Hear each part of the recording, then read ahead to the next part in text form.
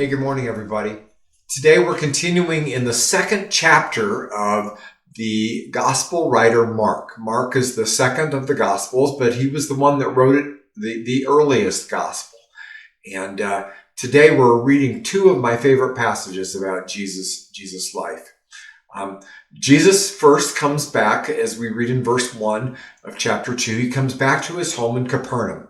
And he has become a very, very popular person. And so we read in verse 2, it says, "Soon the house where he was staying was so packed with visitors that there was no more room even outside the door." Now, Jesus' popularity, you might think, wow, that's fantastic. But actually, for four guys that came that day, it was a problem. It was a problem. These four guys had a friend who was paralyzed, and they brought him in on a mat, and they wanted to get him to Jesus because they had heard that Jesus was healing people, and just maybe, if they got him to Jesus, he would heal him. And so they get to the house and they can't get in. The place is just too full. And so this is not an easily discouraged group, however. There were steps upside the houses of most of the houses in that day. And so they take him up the steps to the top of the roof, and they cut a hole in the thatched roof. And then they lower their friend down into the middle of the crowd where Jesus was teaching. Think about that. What an incredible effort that was to do that. So as Jesus is teaching and the man is being lowered down, it says that Jesus looks up and sees the faces of these four guys. Mark tells us that he says Jesus saw their faith, not the faith of the guy who was being lowered down. It was the four friends' faith.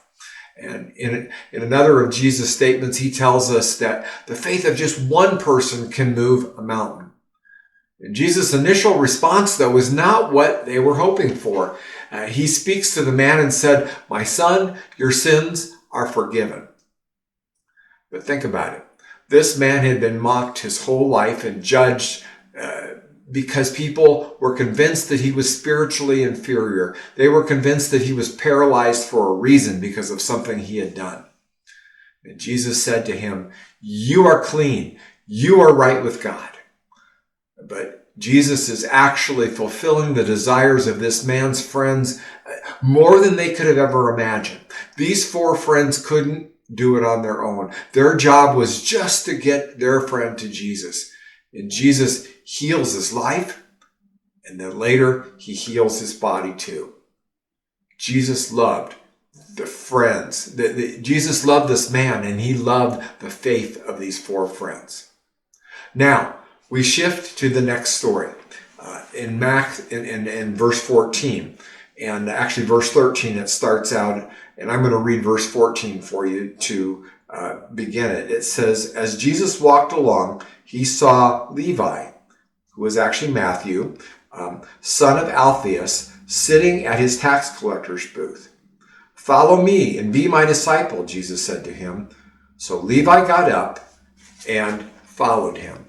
Now, Levi is the Jewish name for Matthew. Matthew was Jewish, and he was a tax collector. And tax collectors bid on this particular job because the Romans collected taxes, exorbitant taxes from the Jews.